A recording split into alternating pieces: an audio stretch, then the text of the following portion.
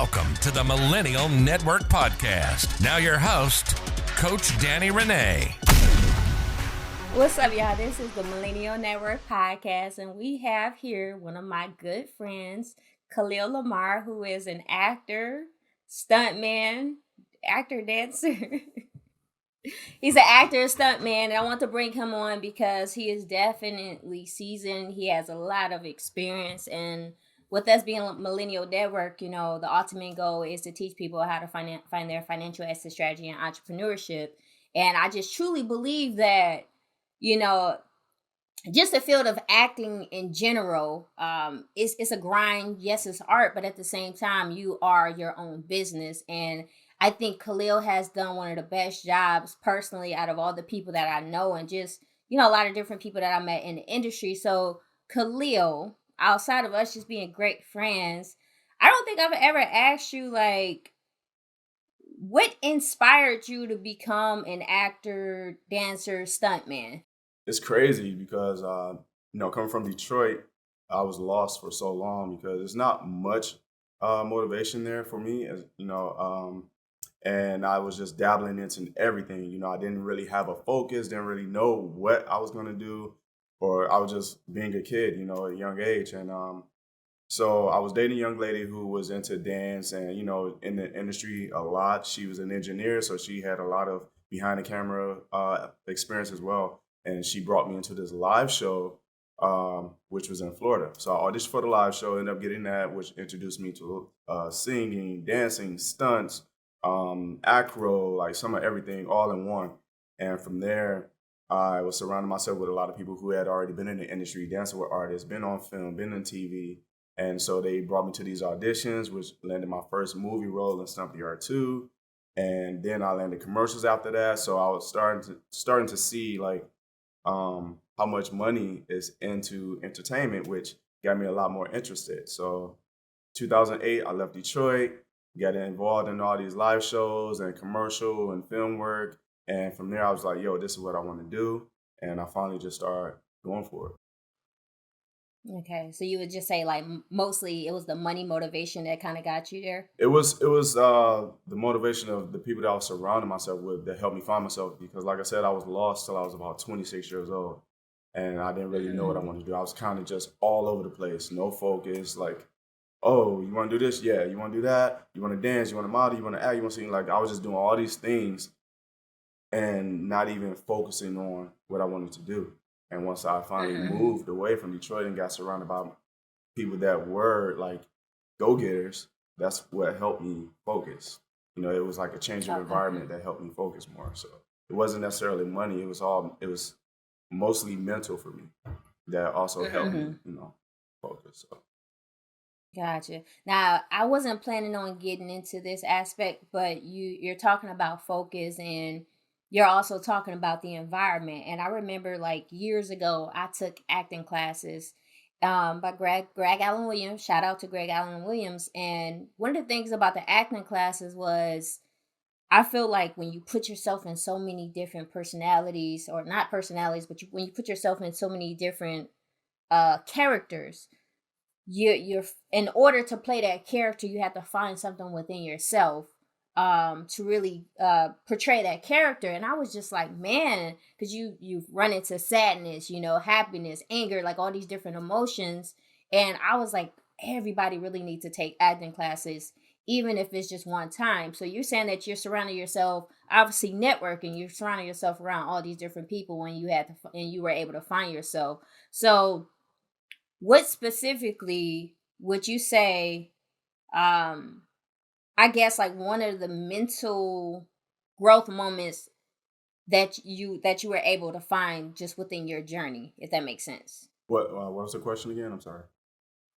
So I want to make sure I'm wording this correctly, but you say you were able to find yourself. So I guess, like, specifically, what do you mean? Like, not necessarily career, but was it discipline? Like, was it just organization? Like, give me some examples, like, when you say you were able to find yourself. So I know when I was younger, I was just doing some of everything just to keep me busy. And I think once I, you know, got away from Michigan and got more involved into these live shows, which I started at theme parks. Something I don't really necessarily know what it was, but something literally just snapped and was like, "Yo, I mean, I guess yeah, I snapped out of autopilot, I should say. I snapped Mm-hmm. out of autopilot and I started driving myself uh, more into what I was doing. I started really living because a lot of people work, work, work, and they forget to live. So I was just working and Yeah. working and working. And one day I just snapped, was like, yo, I'm actually getting paid to do this. I love doing it and I'm getting paid to do it. I'm around great people. Okay, so how can I make this work for me? That's when, Mm-hmm. it's not just work, it's making work for you. And I made it work for me by investing in it more. With the film and TV, I build residual income that pays me for the rest of my life as well as my kids. So I'm thinking about the future. I'm working in the present, Mm-hmm. but I'm already thinking about the future and how this can help me in the long run. So it was just something that just snapped that day and helped me focus and really, I guess I would say, it helped me take in the blessings that I was surrounded by. A lot of times we Mm-hmm. forget where we came from. We forget how grateful that we are for everything that we have in the moment. And Mm-hmm. I started taking all of that in and just like, yo, wow, this is amazing. This is what I want to do. Now, how can I make this work for me? And it was just that. Literally, something just snapped that day.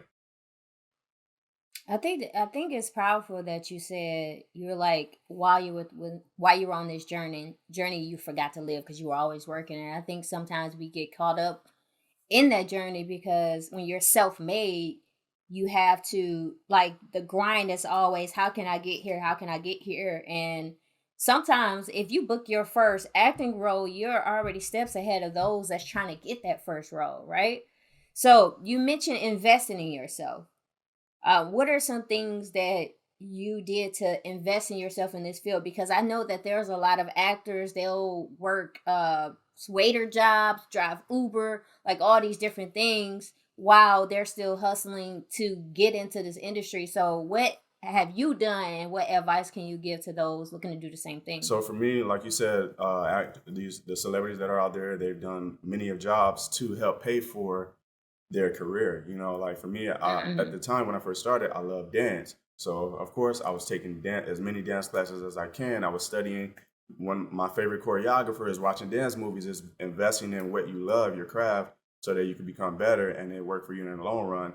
Then from there, it went to stunts. So of course, I was going to stunt classes and I was just looking up fight schools or martial art backgrounds. Like it's basically all these things that you want to do. You're investing in to help better you. So like a lot of people love acting, a lot of people have degrees in theater. I don't have a degree in theater, but I use my Mm-hmm. surroundings as my theater for free. You know what I mean? And nowadays we have social media, YouTube, and everything that if you don't have the funds to go into studios or pay for this and that and the other, you can just go on YouTube for free and train as much as possible from what you find on there. So that's what I mean by investing in yourself. If you really love your craft, if you want to act or do stunts, get your headshots done, things of that nature that will help Mm-hmm. you and help someone remember you as well. Because you can go to an audition without a headshot. They'll be like, oh, wow, that person was amazing. Let me see his headshot. And they're like, oh, yeah, he didn't have one.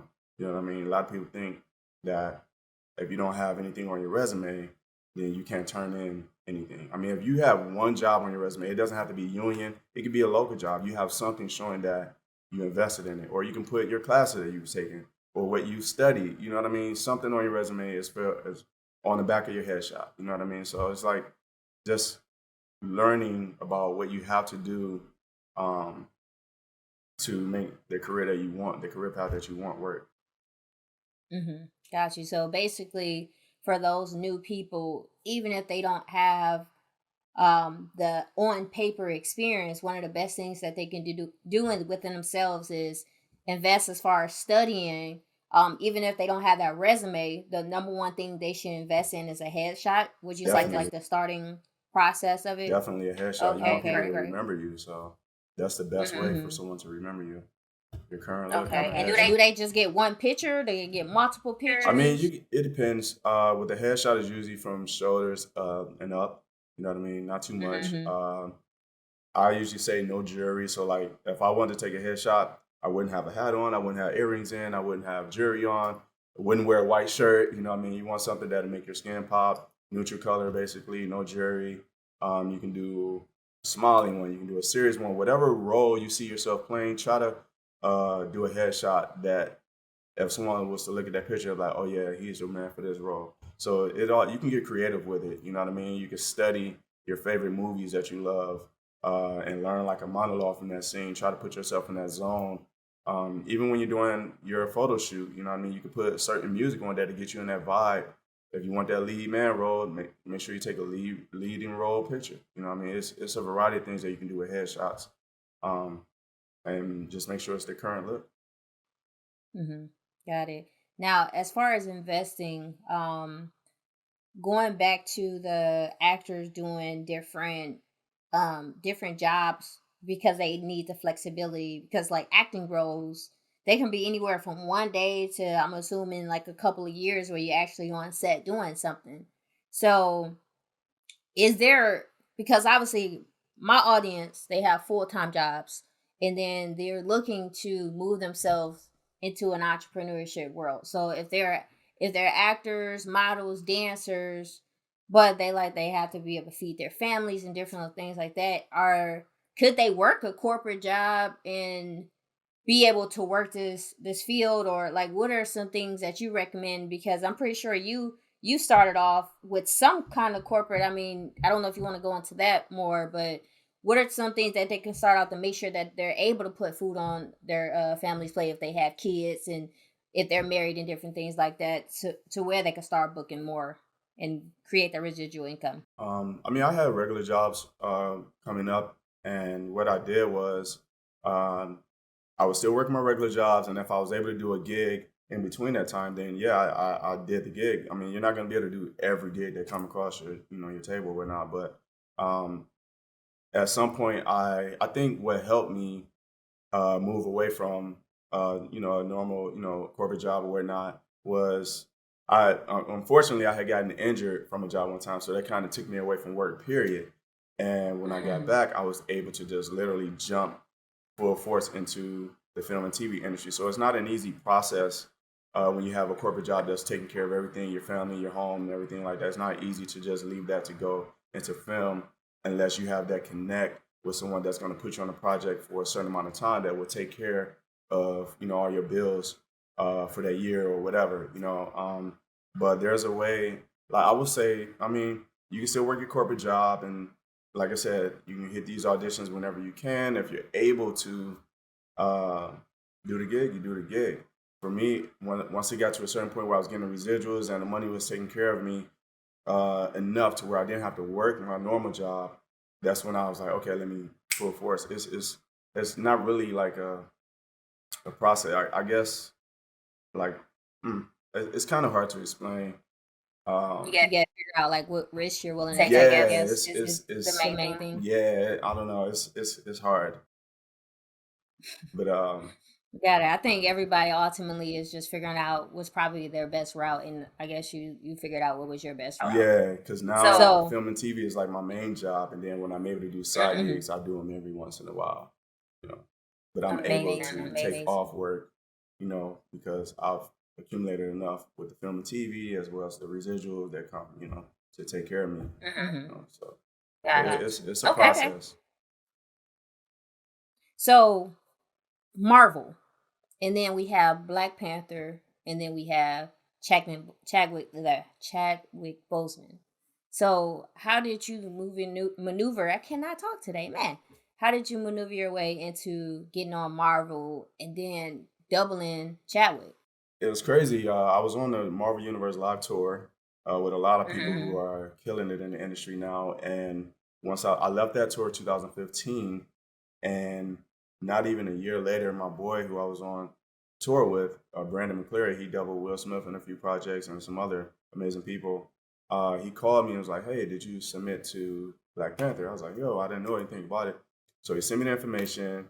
I sent my headshot and resume first. They end up calling me like 2, 3 days later, asked me if I could send a video of what I do.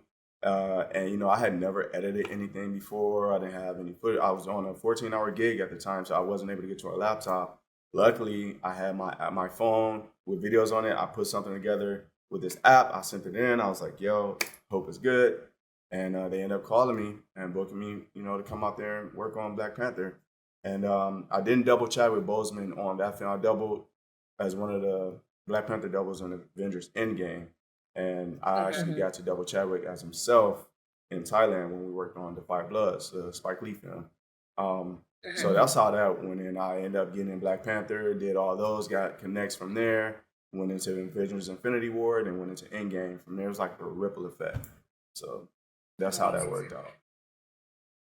So first of all, that's great because I think what some people can miss in that story is, like you said, you are on Marvel Universe, right? Correct. And that's not TV or anything. Yeah. That was like you guys travel, Right. different A things, live show and tour, so yeah. many people.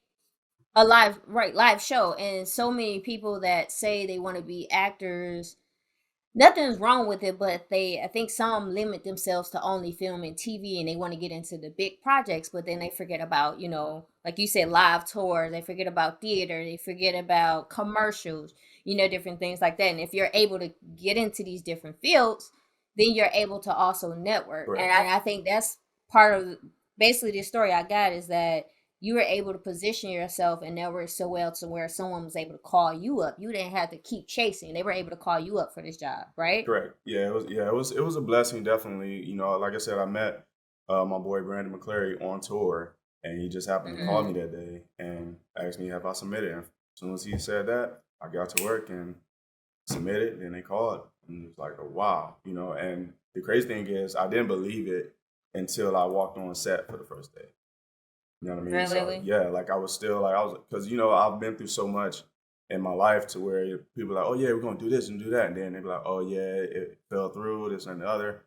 So even when I book jobs, still to this day, I'm not excited about it until I sign that contract and I actually am there on the flight or on that set. You know what I mean? Like it's I don't know if it's like something mental that has gotten me there or something that happened in the past, but yeah, like it was just amazing once I finally got to walk on that set, and see so many of us there, and the fact that it's a Black superhero, you know what I mean? So yeah, it was so much to take in, still to this day. Yes, awesome. So the fact that you've done so many different projects, and knowing that Marvel is usually like some of the biggest film projects out there, would you say that's been like some of your most favorite projects as far as a stuntman? Or like what would you say is your most favorite project to date that you've worked on? Um, well, yeah, of course, yeah, those are amazing. Black Panther and working with Chadwick Boseman, the legend, may he rest in peace. But my most let's see. It's kind of hard to say favorite because I had a fun project that came out, I think, the end of last year called Sacrifice on BT Plus, where I did this amazing scene with Miss Paula Patton. Not gonna give it away, but yeah. So that was like one of my most fun projects. Working with Chadwick Boseman was amazing, especially being out in Thailand when we worked out there together. I got to know him a little more personally, him and his wife. Because I was his double for that film as well, and it was just amazing just to see him having a good time, smiling. Most people think that all the actors and actresses are like serious when they're on set, but these people, they knew how to have fun. Like there was no bad vibes between anyone. No one acted snobby. No one was bougie. You know what I mean? Like it was just a great time, and to know like they're normal people as well. They are well known for their craft, but they love to have fun. They love to have a good time, and just make everyone around them feel comfortable. So that was an amazing thing because I used to hear horror stories about actors or actresses, but thank God I hadn't come across any of those. So that was, I think, Yeah. all the projects are fun because if I hadn't worked with these people before, it's uh let's see, how can I explain it?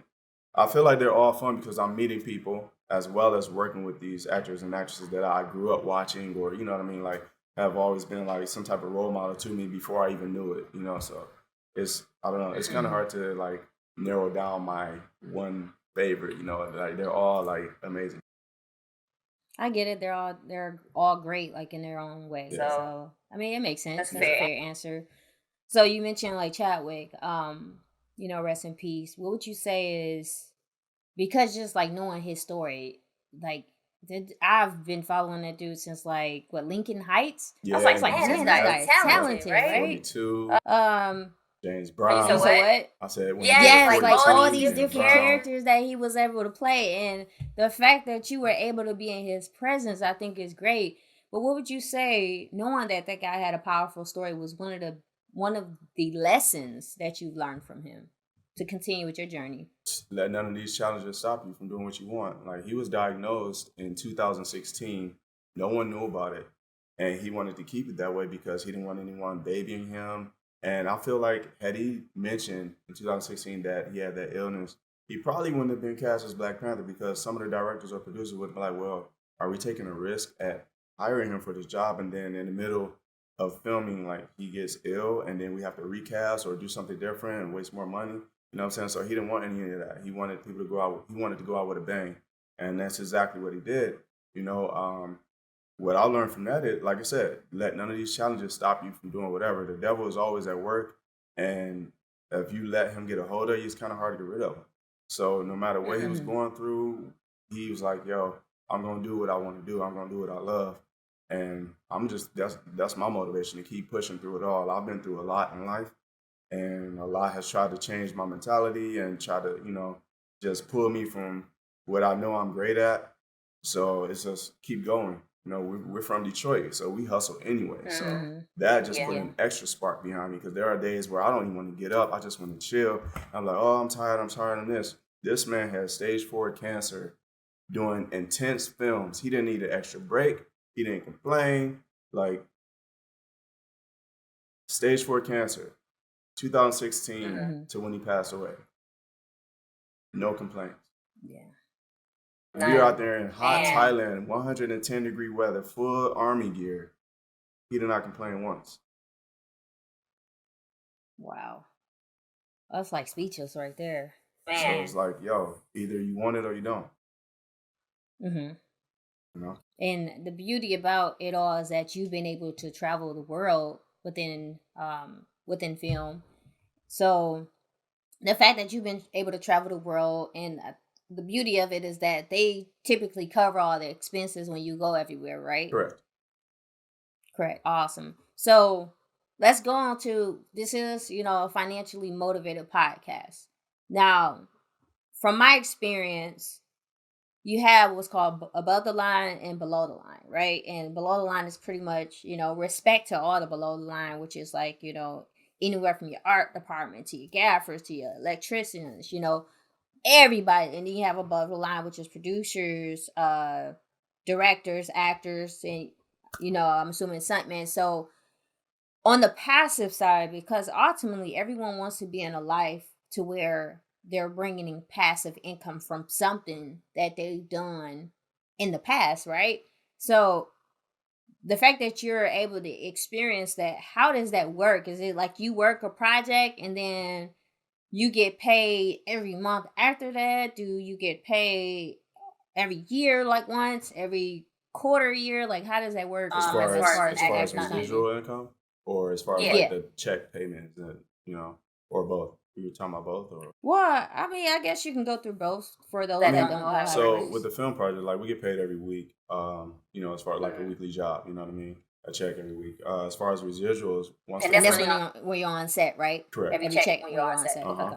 And after the film is released, the residuals accumulate. Each project is different. Sometimes you may get a check every week. You may get a check every month. You may get a check every 3 months. They accumulate all the sales, the rentals, the purchase, the streaming. Like, they accumulate all of that together, and I'm not sure how they come up with the amount that you get, but they're great. That's how the residuals are, distributed. They base them off of the sales and rental and streaming and all that type of stuff.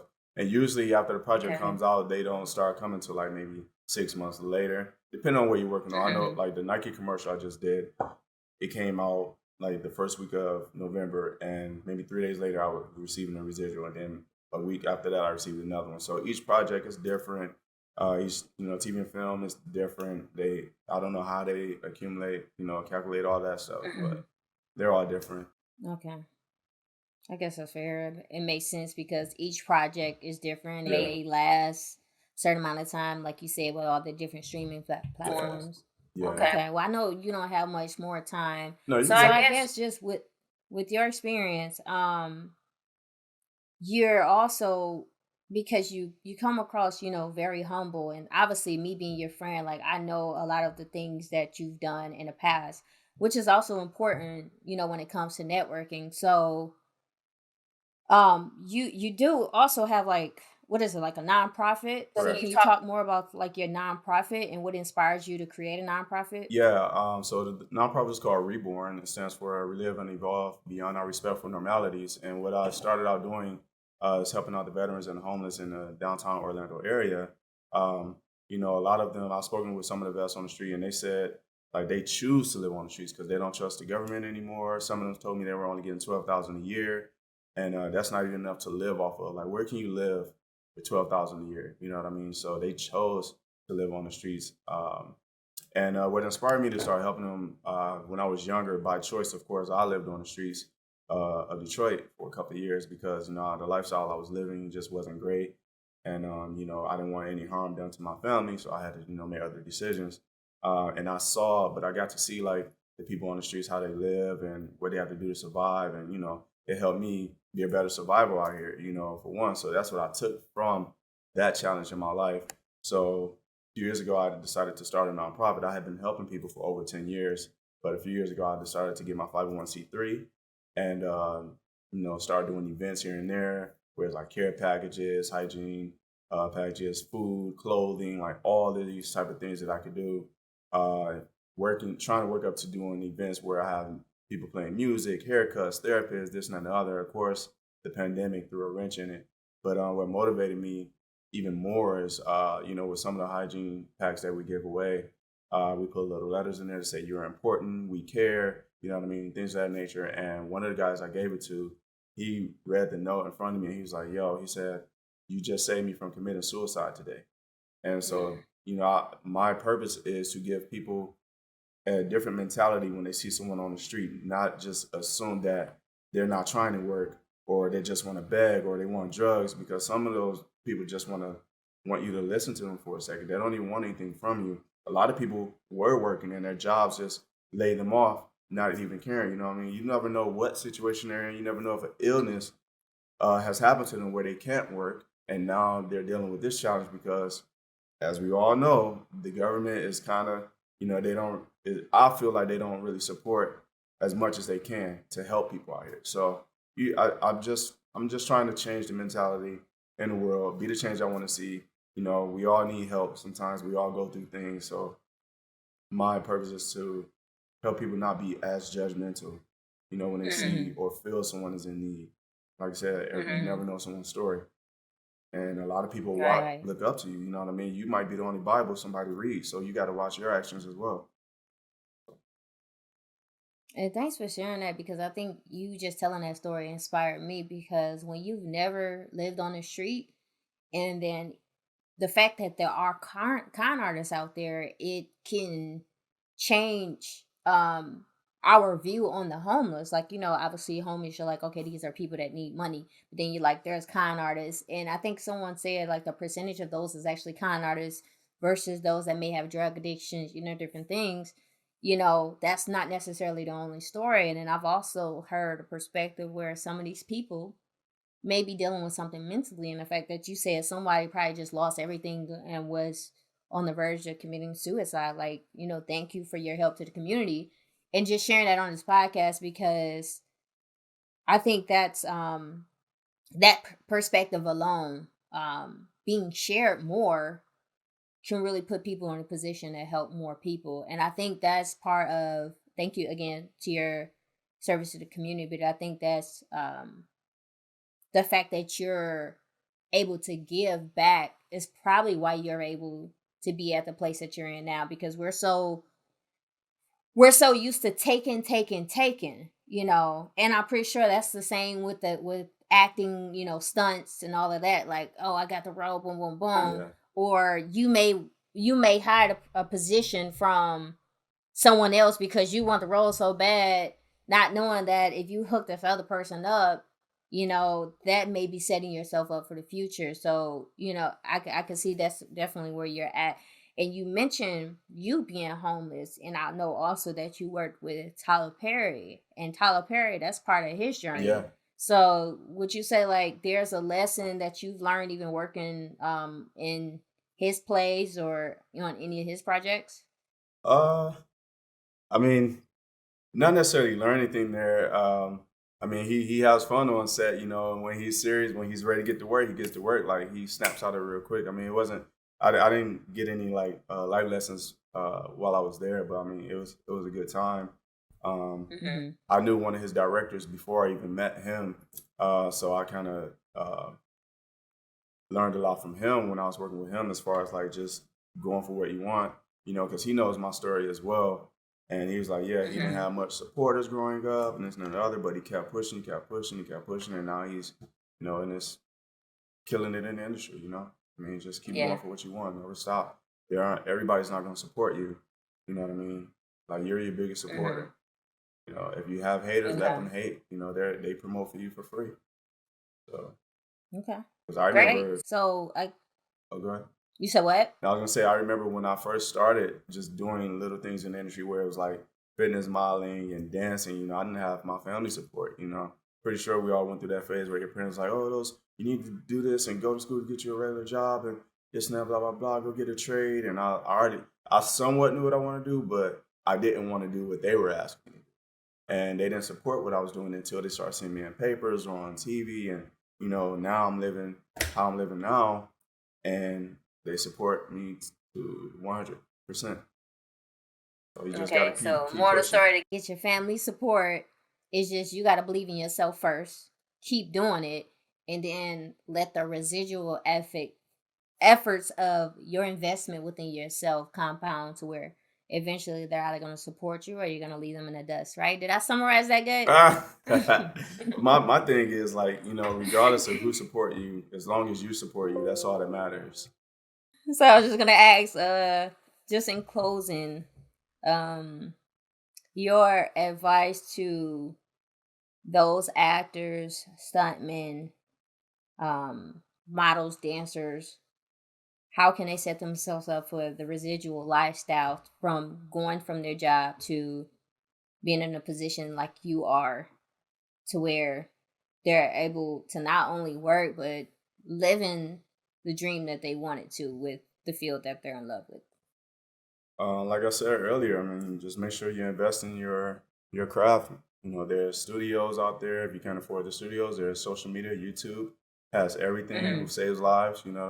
Um, get you an Actors Access account. It's free to get an account on that site. I'll tell you a hack for it. On that site, they charge for video reels. They charge $22 for a 1 minute video reel. So the way you cheat the system, get you a nice little 30-second video, and then do another 30-second video, upload them at the same time. They'll only charge you $22 for that 1 minute. Now you got two videos. And with those videos, if you're acting, if you can learn monologues.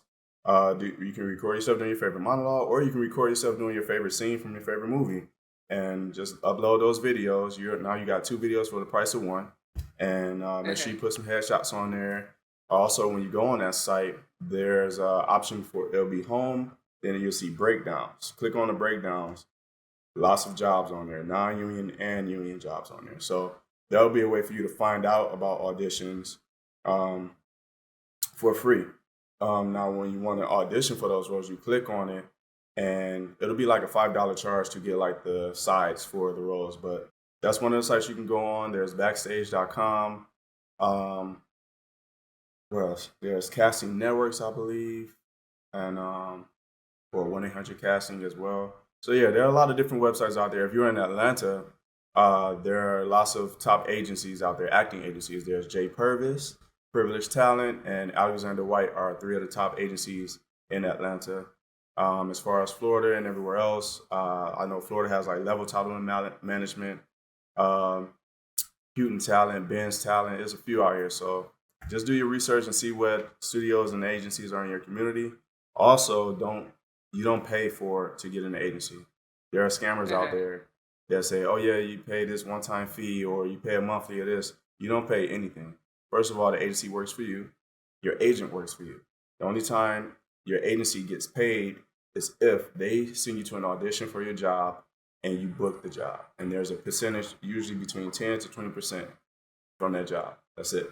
But other than that, if y'all got questions, you can hit me up. Instagram at Khalil Lamar. All right, I'll have your Instagram. Oh yeah, you was gonna say it. Yeah. But I have it on a video too. Oh, okay, cool. Yeah. So yeah, just hit me up DM. Let me know who you are, because most time get some crazies in the DMs. You know, I won't answer, but just say Danny Renee podcast. If yes, yeah. Let me know. But other than that, But also, question on you mentioned the agencies. Can you belong to more than one agency in different states? It depends. So if you're exclusive to an agency, then obviously there are restrictions, and you'll have to speak to them about that. Mostly, like I'm with an acting agent now, and I'm exclusive with her, but only in certain states. And she said if I obviously get another agent somewhere else, let her know. That way she won't send me jobs for that state. You know what I mean? So it's just communicate with your agent or agency when you're thinking about having more than one agency. And should you interview these agents? Because I'm pretty sure there's going to be some agents that works harder than other agents. So how would you know? You said, should you do what? I'm sorry? Should you interview these agents? Because I'm pretty sure there's agents that may work harder than other agents. Yeah, you definitely want to do the background checks on them to make sure they're the right person to represent you, because they're representing you. So definitely do your research, look them up, look up who they work with and how many jobs they've gotten people and this and the other. You know what I mean? So yeah, do your research. It's just like any job. Like you don't go into a store and be like, I'm about to work here before you find out what type of place it is or what type of environment. You know what I mean? So yeah, definitely do your research. Because you're hiring them, right? Yeah, like when it comes to the agents, you're hiring them, not the other way around. They work for you. And if they're interested in you, it's because you're an asset to the company. So you got to remember that they want you because you can bring money. Okay, great. Yeah. Awesome. Well, Khalil, thank you so much for coming here and being a guest on the Millennial Network podcast. It was a pleasure.